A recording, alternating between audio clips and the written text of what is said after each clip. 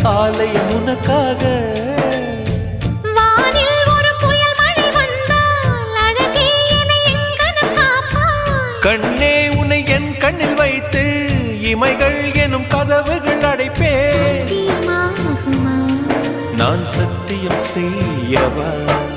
தொடு தொடுவெனவே வானவில் என்னை தூரத்தில் அழைக்கின்ற நேரம். Uva, uva, uva, uva, uva, uva, uva, uva.